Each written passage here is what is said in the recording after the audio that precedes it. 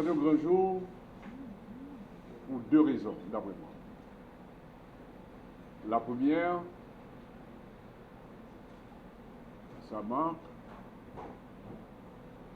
la 7e édition du concours de texte et de reportage sur une question très importante, la question des droits humains. Je dis que c'est une question très importante pour deux raisons. Une raison historique et une raison d'actualité. La raison historique, c'est que nous autres Haïtiens, nous sommes devenus un peuple à part entière à cause de la responsabilité dangereuse prise par certains de nos ancêtres pour revendiquer un des droits fondamentaux, c'était donc la liberté. Et ça a commencé en 1791 dans la plaine du Nord avec la cérémonie du bois caillou. Donc, question droit de l'homme, non, son bagage qui fait partie de l'essence de nous-mêmes haïtiens. C'est pas bagage que nous apprenons dans le livre. Bien sûr, il y a eu la Déclaration des droits de l'homme aux États-Unis en 1776, au moment de la guerre d'indépendance.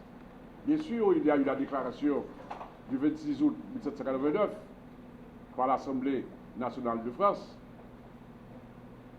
en pleine effervescence révolutionnaire. Mais pour nous-mêmes haïtiens, nègres d'Haïti, c'est dans la chair, dans le sang, que nous pouvons pour que nous arrachions un droit, un des droits fondamentaux, droit pour nous moun, pour considérer comme être humain, parce que, faut nous rappeler, le document qui légalisait l'esclavage dans le Code d'Ivoire, il n'est pas considéré comme moun, il n'est pas considéré comme être humain. L'article 44 du Code d'Ivoire te dit, l'esclave est un bien meuble, donc son bagaille que nous on était une chose, on n'était pas considéré comme un être humain. Donc, les Haïtiens ont lutté, les armes à la main. Ils ont passé 2 ans dans des difficultés. Et finalement, en 1793, ils doivent arracher la liberté. Donc, ce droit en Haïti, ça a été une conquête. Et nous avons tourné une page de l'histoire universelle, l'histoire du monde de nous fait l'autre route. Parce que de l'esclavage à son qui est normal, nous dit non. Et à partir de ce moment, d'autres peuples ont suivi la trace et nous sommes arrivés à être un pays indépendant. Bien sûr, il y a eu des déviations, mais l'héritage demeure. Deuxième raison qui fait me dire que nous sommes fiers de participer dans ça, c'est parce que question droit de l'homme dans une question d'actualité. En Haïti, nous ne pouvons pas faire comme si nous ne connaissions pas. Le premier des droits, c'est le droit à la vie, le droit à l'existence. Or, nous observons que des fils dénaturés du pays, au service d'une branche de la mafia internationale, créent dans ce pays une ambiance de banditisme abominable. La meilleure façon d'aborder ce problème, je ne dis pas qu'il n'y a qu'une seule façon, mais la meilleure des façons, c'est de dire que nous n'allons pas nous laisser nous ravir ce droit, le droit à l'existence. Permettez-moi de rappeler que le 26 avril dernier, la République a perdu un ancien Premier ministre. Il s'agit de M. Jean-Jacques Honorat, qui avait fondé une ONG des droits de l'homme que l'on appelle Chadel. Le 29 juillet, nous avons appris avec douleur, émotion et peut-être un sentiment de révolte le décès de l'épouse du docteur Reynold Grand-Pierre. Je veux parler de Madame Jocelyne Grand-Pierre. Et comme vous le savez, le docteur Grand-Pierre, au moment où nous parlons, s'il n'y a pas de nouvelles informations, est encore entre les mains de ses ravisseurs. Et plus près de nous, un coup très dur pour la société, particulièrement pour la corporation des journalistes, la cofondatrice de Radio Quisqueya nous a laissé le 31 juillet dernier. La date des funérailles n'est pas encore annoncée. Je vous demande, mes très chers amis, s'il vous plaît, de bien vouloir vous mettre debout pour une minute de recueillement en mémoire de ces trois personnalités. Merci beaucoup. Fidèle à notre mission de défendre, de protéger et de promouvoir les droits de l'homme, nous avons le plaisir de lancer dans la salle Victor Benoît la 7e édition du concours de textes et de reportages sur les droits humains. Un concours qui est destiné à des journalistes, des étudiants, des écoliers des 10 départements géographiques.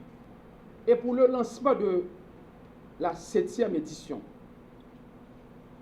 nous avons l'honneur d'accueillir d'éminentes personnalités qui interviennent depuis plusieurs années dans le domaine de l'éducation, de la formation, de la sensibilisation des jeunes aux droits de l'homme dans une perspective de la construction d'une nouvelle Haïti. On est très honoré de recevoir, d'accueillir les anciens premiers ministres qui sont dans la salle. Le ministre de l'Éducation nationale, qui fait un travail assez important pour l'éducation en Haïti, et avec un slogan qu'il faut appuyer, soutenir, et nous l'avons fait. L'éducation, l'école, pas qu'attendre, quelles que soient les circonstances là. Le concours de textes et de reportages a pour objectif principal d'impliquer les jeunes dans la promotion d'une culture de droits humains. Et cette année, on a une très grande innovation, car suivant les recommandations qui nous ont été faites lors de la grande cérémonie hommage rendue au professeur Franck Etienne, différentes personnalités comme l'ancien Premier ministre Evans Paul, le Premier ministre Jean-Henri Séan, mon professeur qui est là, Henri Marge d'Orléans, tous, ils nous avaient suggéré d'initier un prix Franck Etienne d'excellence. Ce prix est donc lancé. Le président du jury, prix Franck Etienne, va vous donner des détails dans un instant. Mais permettez-moi de préciser que, à l'heure actuelle, face à la délinquance, à la débauche, à la criminalité, à des pratiques malhonnêtes et immorales, nous devons offrir à notre jeunesse l'éducation. L'éducation à la citoyenneté, la culture des droits de l'homme. Et dans le pays d'Haïti, je ne dis pas, faut éducation mariée avec la justice.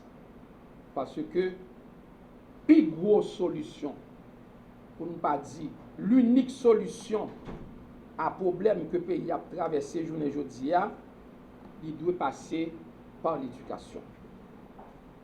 Voilà pourquoi, pour cette année, les sujets proposés aux participants portent d'abord sur la nécessité de valoriser le métier du journaliste en Haïti. Les sujets portent sur la problématique de la réforme judiciaire, les avantages dans l'application du principe de non-discrimination dans le domaine de l'emploi. On a aussi des sujets sur la protection, sujet d'actualité, on ne peut plus d'actualité, la protection des droits des réfugiés et des déplacés internes, conformément aux directives du Haut Commissariat aux droits de l'homme et aux règles du droit international humanitaire. Moi, très content que de plus en plus, la société a comprendre que les ancêtres nous ont un pays. Effectivement, nous avons 27 750 km². Nous avons 12 millions de personnes qui vivent là-dedans. Mérité pour nous construire une nation. Et si ZAM et territoire, c'est l'éducation qui a construit la nation. Et c'est pour sa mission OPC importante en pile dans le pays d'Haïti. Et moi, très content que de plus en plus, nous commençons à réaliser si le pays a voulu perdre route promesse l'histoire, l'éducation c'est le dernier rempart. Moi, j'étais très content que nous allons à l'école difficile, nos contextes difficiles côté majorité élèves nous sont perdus parce que l'école de 2019 à aujourd'hui, eh bien, parmi les institutions qui élevées voient, on dit bah parents une chance, bah 100 000 élèves chance pour faire un plus gros exercice citoyenneté et c'est droit à l'éducation, office protecteur, de camper pour te dire quitter bachelier ou composé. Moi, je suis très content de prendre notre tour dans notre ministère de l'Éducation nationale. L'éducation démarrer avec la justice. C'est un pilier fondamental pour l'exercice citoyenneté. Moi, je prends un engagement formel dans nos ministères de l'Éducation nationale pour que nous finalisions, nous travaillions sur le protocole avec OPC pour renforcer l'éducation à la citoyenneté depuis la première année fondamentale, dans le dessin que nous sommes capables de faire. Nous commençons à comprendre les gestes qui sont pour avec vivre ensemble jusqu'à l'examen baccalauréat. Je suis honoré et fier d'avoir été désigné par l'une des plus prestigieuses institutions indépendantes de la République, en l'occurrence l'Office de la protection du citoyen et de la citoyenne, en vue de présider le jury du prix Franck-Étienne de l'excellence. M'associer à ce prix est aussi un honneur et un privilège, car Franck-Étienne est l'incarnation même de l'excellence, du beau et du travail bien fait.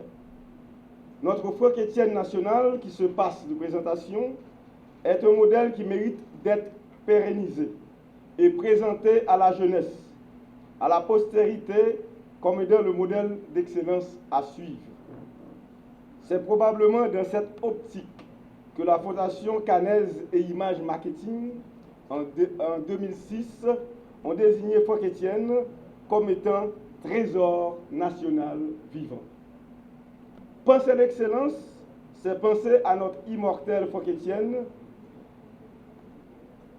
En effet, le prix Franck-Étienne de l'excellence, une initiative de l'Office de protection du citoyen, vise à honorer chaque année une personne physique ou morale de nationalité haïtienne qui s'est excellé dans un domaine quelconque, quel que soit le lieu de sa résidence. Le prix Franck Etienne encourage le développement du potentiel humain dans n'importe quel domaine. Comme Franck Etienne est un homme total et capital et qui pourrait exceller dans n'importe quel domaine, c'est pourquoi le prix de l'excellence Franck Etienne est ouvert à tous citoyens et citoyennes haïtiennes vivant en Haïti ou à l'étranger qui se distinguent dans un domaine de compétences, et ces Haïtiens-là sont éligibles pour le prix Franck Etienne de l'excellence. Que ce soit en art, littérature, théâtre, cinéma, peinture, sciences, philosophie, sport, éducation, droit, pour ne citer que cela.